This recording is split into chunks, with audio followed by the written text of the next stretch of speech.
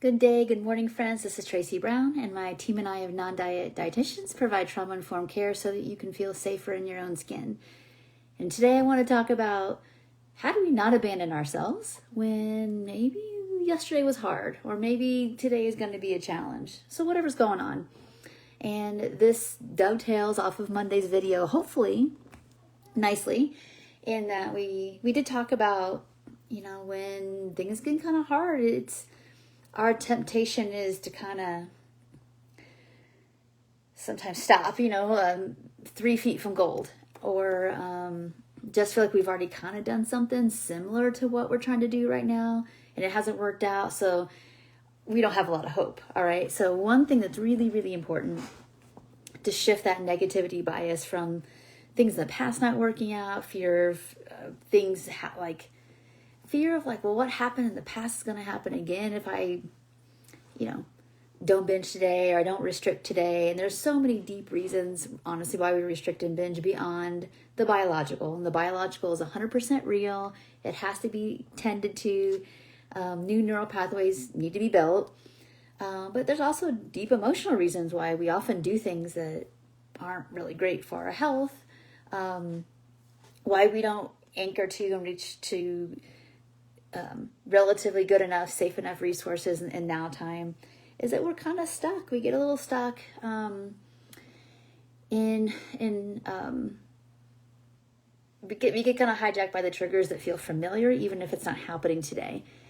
So what do we do when you're feeling that way? I know I haven't struggled with food for decades now, but that doesn't mean that people, that maybe are further along don't have hard days, So, I would say I've been kind of in a stretch of some definitely sleep deprived days, a lot of things that I've been trying to do, both maybe personally and professionally. It just feels like I'm kind of running into a lot of barriers. And, I woke up this morning the beginning of this morning hasn't started really how I wanted it to.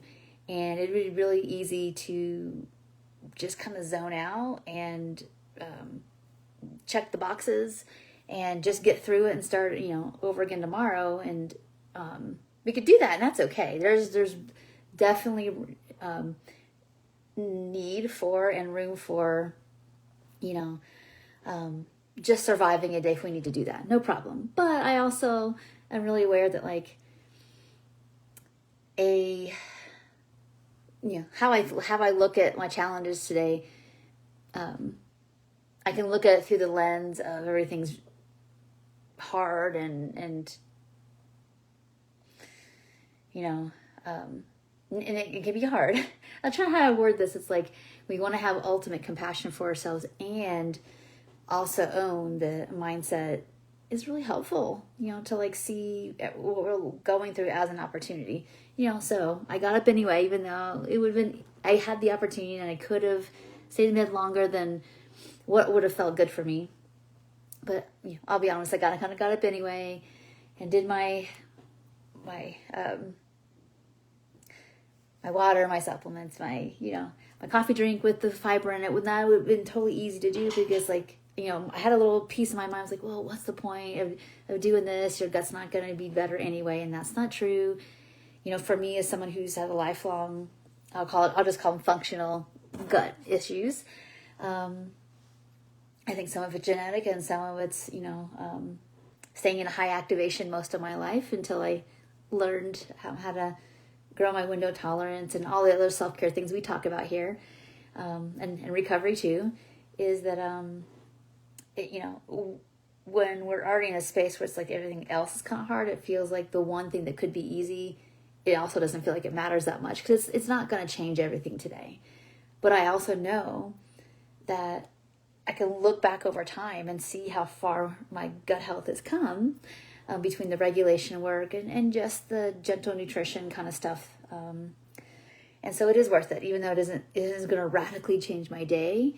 It is honoring and tending to what I can do. So that's one way that I'm not abandoning myself today. And I just want to share that with you, that if you're waking up this morning or watching this video and it's evening sometime and you're like, what's the point of packing my lunch for tomorrow? Or planning ahead, or why bother not binging because, one day is not going to fix everything anyway. It's like, let's shift that to like, well, what would it be like if nothing else is working?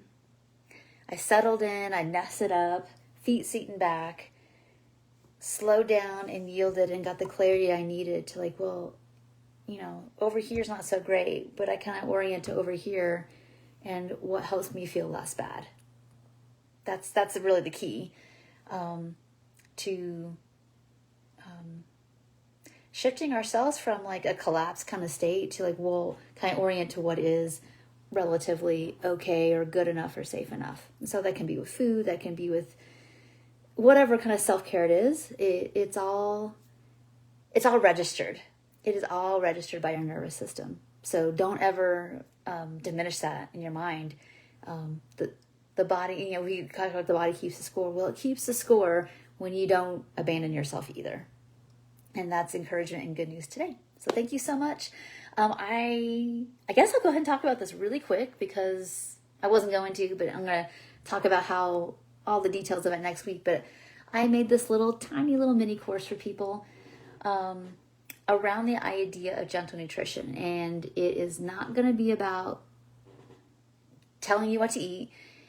It really is in the vein of I think about 2 years ago, I did a series on the book. I think it's called The Fallacy Detective, because I saw that there was this piece missing, this gap, and how people think about getting their nutrition needs met. And diet culture teaches us all or nothing thinking, quick fixes, no critical thinking skills about what we're reading, who's the source, where they have the gain from it, and are they teaching us with the way they disseminate information? Is it really about your long-term good? And so I made this course very specifically about how to go about if you need to make nutrition changes for health, some vitality, whatever it is. I made this little mini course, literally it's 2 hours, with a really big, robust slide deck and some journaling prompts to get in there, to get yourself really clear about how you want to learn how. I want people to be their own nutrition experts. I want people to be able to do that. I mean, I love working with people one-on-one and in group and guiding, but more important to me is, I want people to get what they need here to grow, to thrive, and to go on and do your life. I don't want you to need to come back over and over and over and over and over again for decades, long term. I want you to have the skills you need to feel resilient in a culture that is really about trying to get, from you. So this little mini course is like, here's how to look at information. Here's how to notice how your system responds to that, like why you're struggling with making food decisions and why it maybe feels hard or feels triggering. And then how to slowly work through the barriers to get to the place where you can make these decisions and it doesn't feel like a diet. It doesn't feel like you're trying to hurt yourself. It doesn't feel like you're being forced to do anything, but just take the data and the feedback and the information from your body, match it up with information and actions that you can do one thing at a time, get the feedback, take what works, leave the rest, add more. I want to teach you how to do that. So that's what the course is about. It's already up on my website. If you just go to my website, you'll have a tab that says General Nutrition. You can go look at that. But I'm going to talk more about it next week if you want to wait until I put, the links up and go more in detail about it. So it's pretty quick, pretty simple. And I just hope that it is a piece of another maybe handful of tools for your tool belt as well. So thanks so much for watching, and I will talk to you all next week. Bye for now.